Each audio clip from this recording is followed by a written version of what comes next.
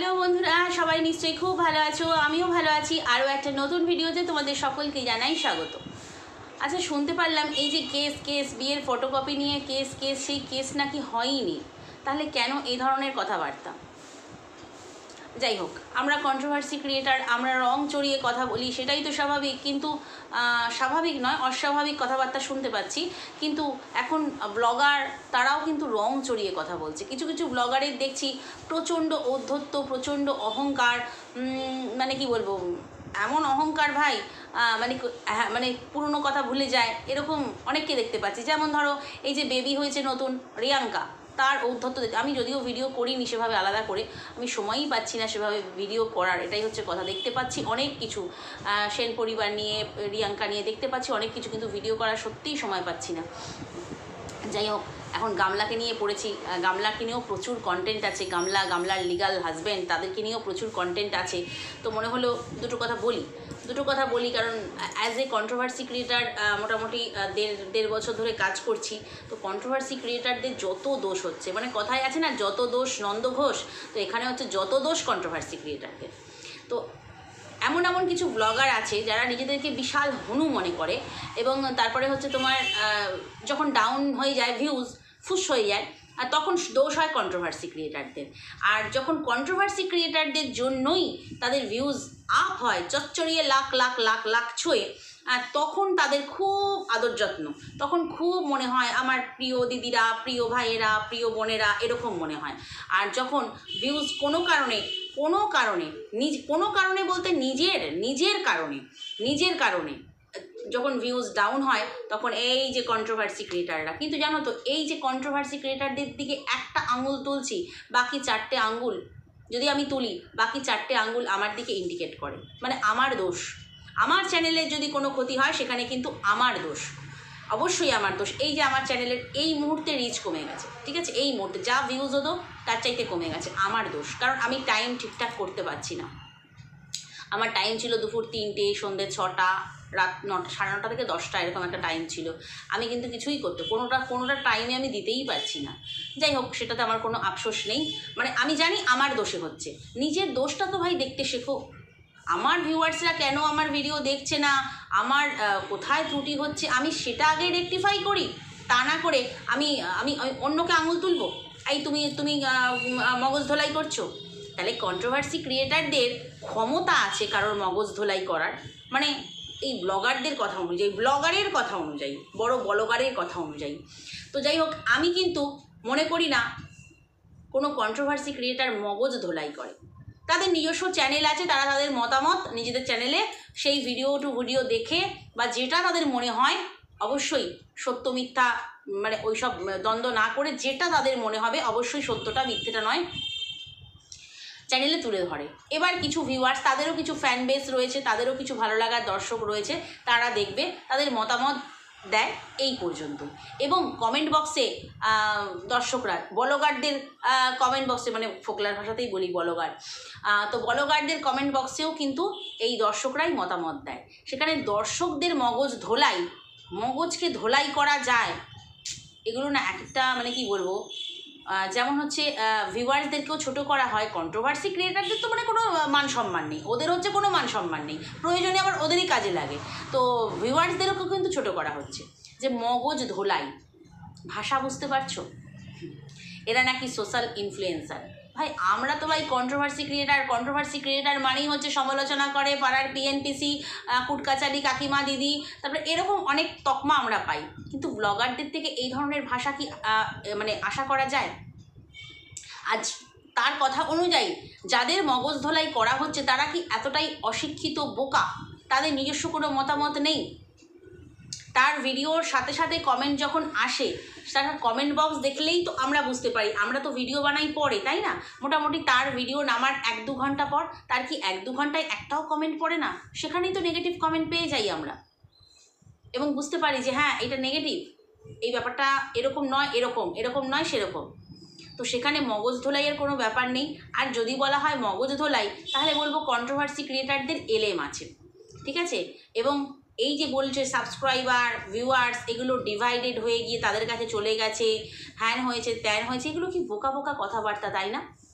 কি বোকা বোকা কথাবার্তা। তার কারণ হচ্ছে যে সাবস্ক্রাইবারগুলো আমাদের আসে, এই যে আমাদের মোটামুটি কন্ট্রোভার্সি ক্রিয়েটার যারা আছি 18,000, 20,000, 13,000, 15,000 এই যে সাবস্ক্রাইবারগুলো আছে, এই সাবস্ক্রাইবারগুলো কিন্তু শুধুমাত্র তার ভিডিওর সাবস্ক্রাইবার নয় কিন্তু, তাহলে কিন্তু প্রত্যেকটা আমাদের কন্ট্রোভার্সি ক্রিয়েটারের সেই 18,000, 13,000, 15,000 করেই ভিউজ হতো। এটাই হচ্ছে ব্যাপার। আমার তো তিলোত্তমার কেস নিয়ে আমি যখন মানে কেসটা চলছিল সেই সময় যখন ভিডিও করেছিলাম, তিলোত্তমার কেসে আমার 10,000 সাবস্ক্রাইবার হয়েছিল, মানে সব ভিডিও মিলিয়ে 10,000 হয়েছিল। আর ওর সাবস্ক্রাইবার কটা এসছে? 1,000, 2,000 এসছে।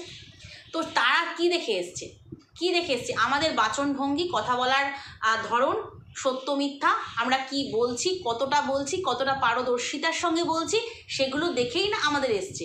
শুধুমাত্র ওর ভিডিও করি বলেই আমাদেরকে কেউ সাবস্ক্রাইব করেছে? আমার মনে হয় না। ভিডিও ভালো লাগলে তবেই না করবে। তো যাই হোক, এখন তার ভিউজ ডাউন হয়েছে, এখন সে অনেক কিছু বকবে।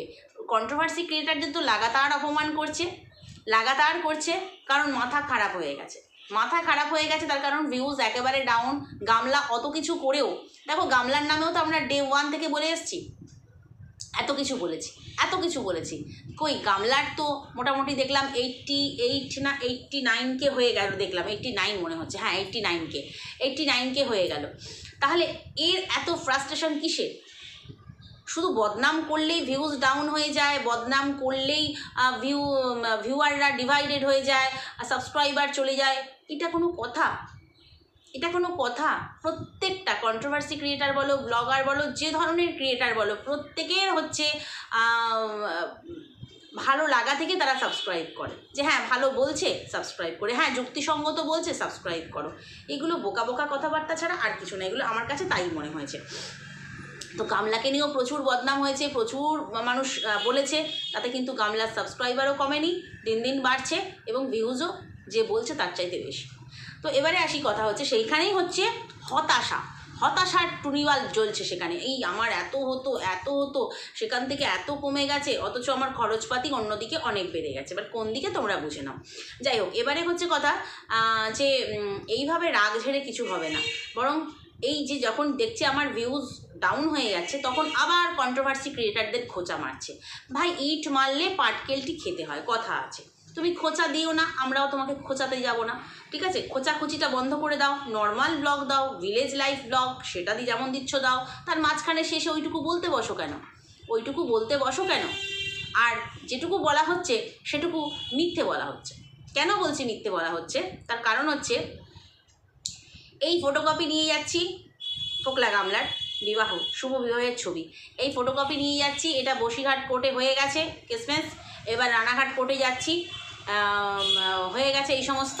হ্যাঁ, আমরা কিন্তু গামলার মুখ থেকে শুনেছি একটা নতুন করে কেস ওপেন হয়েছে, কিন্তু এখনও শুনতে পাচ্ছি সেটা নাকি ওই কি বলবো, মানে হুমকি ধমকির মধ্যেই নাকি আছে। এখনও পর্যন্ত যেটা কেস স্টার্ট হয়নি, কোনো কেসই নাকি এখনও পর্যন্ত গামলার নামে বাইগেমি কেস যেটাকে বলে, সেটা নাকি এখনও হয়নি, অথচ শুনলাম হয়ে গেছে। সেই জন্যই বললাম যে নিজেকে ভীষণ সত্যবাদী, সত্য বলছি জাহির করে, কিন্তু ভেতর থেকে খবর চলে আসছে যে কোথাও জল মিশিয়ে রাখছে, সত্যের মধ্যে কোথাও জল মিশিয়ে রাখছে। কারণ হচ্ছে, কালকে আরশ ভাইয়ের ভিডিও থেকেই জানতে পারলাম যে ওর নামে এখনও, ও মানে একদম স্ক্রিনশট মেরে দেখিয়ে দিল যে কোনো রকম কেস কিন্তু এখনও হয়নি, প্রমাণ সহই দেখিয়ে দিল যে কোনো রকম কেস কিন্তু এখনও হয়নি। কিন্তু ওই যে দর্শকদেরকে হচ্ছে বোঝানো হচ্ছে ভুল। আর দ্বিতীয় কথা হচ্ছে যে গামলাকে একটু ভয় দেখানো হচ্ছে, কিন্তু গামলা যে কথাটা বললো যে নতুন করে একটা কেস হয়েছে রানাঘাট কোর্টে, তাহলে কিসের কেস হয়েছে? অন্য কোনো কেস? বাইগেমি কেস কিন্তু হয়নি, অন্য কোনো কেস হয়েছে জানি না, কারণ গামলাও সঠিক বলেনি আর এও সঠিক বলছে না। তো সেক্ষেত্রে মানুষের মধ্যে একটা দ্বন্দ্ব তৈরি হচ্ছে। তো সেক্ষেত্রে যেটা আরশ ভাই প্রমাণসহ দেখালো যে কোনো বাইগেমি কেস হয়নি, মানে হয়নি। কেন বলছি এতটা সত্য হিসেবে, কেন বলছি? অতীতেও যা বলেছিল গামলা সম্পর্কে, বিয়ে সম্পর্কে, সংগ্রামপুর কালী মন্দির, ফোকলা, হ্যানা ত্যানা, ওই কিন্তু সব তথ্য তুলে এনেছিল। তো সেক্ষেত্রে সেটাও যেমন সত্যি ছিল, আর আজকে যা বলছে যার সম্বন্ধে, সবটাই সত্যি। এবং কল রেকর্ডিং সহ আমরা শুনতে পাচ্ছি। আরে কিছু তো দাও, কিছু তো প্রমাণ দাও, একটু ভয় দেখাই, কিছু তো প্রমাণ দাও। কে বলছে আশা করি তোমরা শুনে নিয়েছো। একটু ভয় দেখাই, মানে গামলাকে একটু ভয়ে রাখবে, চাপে রাখবে আর কি। জানে কেস করলে না হট করে একটা কেস করে দেবো, বাবা পয়সা যাবে ভাই, পয়সা যাবে। তার চাইতে একটু যদি ভয় ঠয় দেখিয়ে বাগে আনানো যায়, সোনা ফোনা দেখানো যায়, একটু ভয় ঠয় দেখাই, একটু ছুটি বা একটু কিছু করি, মানে কেস কিন্তু এখনও ওপেন হয়নি, এটাই হচ্ছে কথা। এবার দ্বিতীয় কথা হচ্ছে, আমরা কি শুনলাম যে বাচ্চার ওপর থেকে মা শর্ত তুলে নিয়েছে, কিন্তু শুনলাম সেই কেস নাকি আবার এসডিও কোর্টে এসছে। এখনও পর্যন্ত মা নাকি বাচ্চার হক পেয়ে যে অধিকার যেটা কেস, সেটা নাকি এখনও ছাড়েনি। কিন্তু আমাদেরকে দেখো দিন দিন ভুল বোঝানো হচ্ছে, আমরা ভুল বুঝছি, এটা হচ্ছে কথা। এবারে আরও যা যা রেকর্ডিং শুনছি সেটা শুনে জাস্ট আতঙ্কিত কেন বলছি, এর সঙ্গে একে শুয়ে দাও, ওর সঙ্গে তাকে শুয়ে দাও, শুধু শুয়ে দেওয়ার ব্যাপার না, কি নিম্ন রুচি মানসিকতা, মানে কি মানসিকতা এটা। আর সত্যি কথা বলছি, এখানে না মানে ক্রিয়েটারদেরও ভুল আছে। ভুল কেন আছে? প্রত্যেকে ভীষণভাবে পার্সোনালি ভীষণভাবে মানে ক্লোজ হয়ে যায়।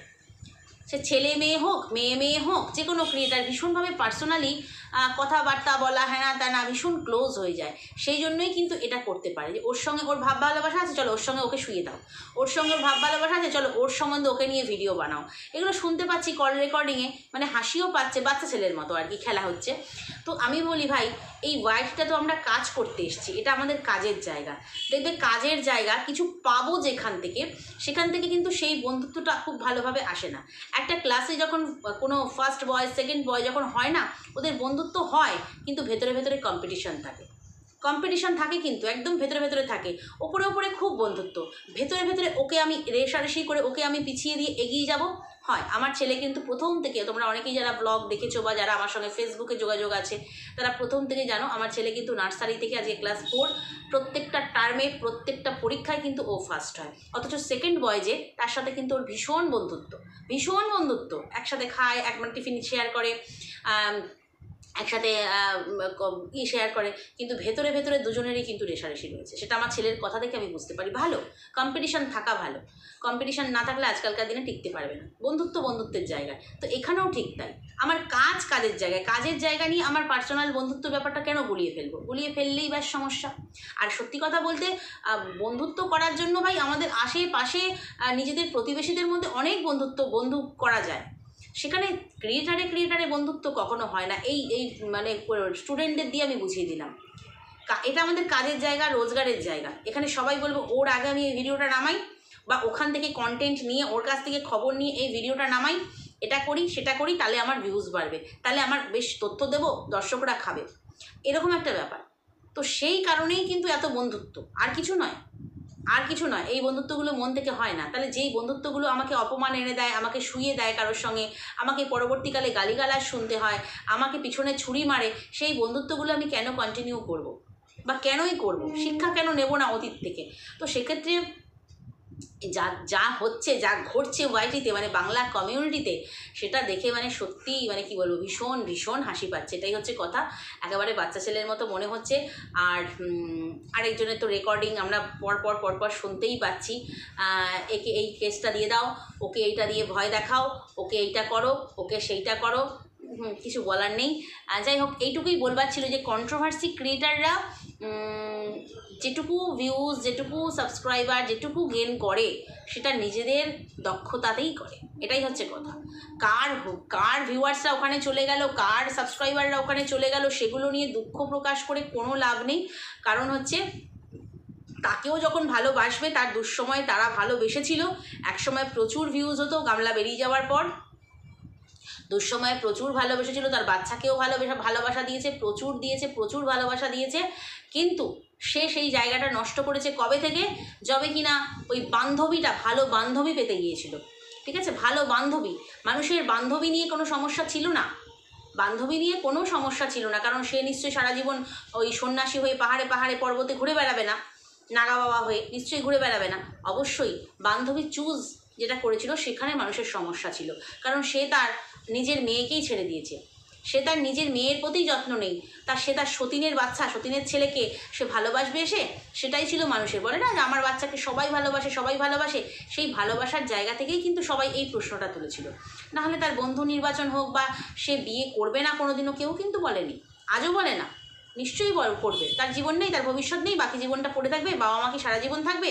থাকবে না, শুধুমাত্র বন্ধু নির্বাচন। তো যাই হোক, আমাদের কাছে খোলসা হয়ে গেছে, দুজনের জীবনেই স্ট্রাগল, দুজনের জীবনেই ঝড়ঝাপটা, তাই ঝড়ঝাপটায় মিলে গিয়ে সাইক্লোন হয়ে গেছে, এরকম একটা ব্যাপার আর কি।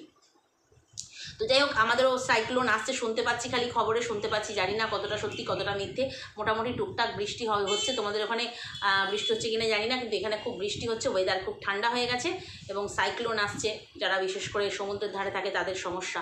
তো যাই হোক, চলো ভিডিওটা এখানেই শেষ করি, নেক্সট ভিডিওতে আবারও কথা বলবো। যদি কোথাও ভালো লাগে লাইক, কমেন্ট, শেয়ার, সাবস্ক্রাইব করে সঙ্গে থেকো।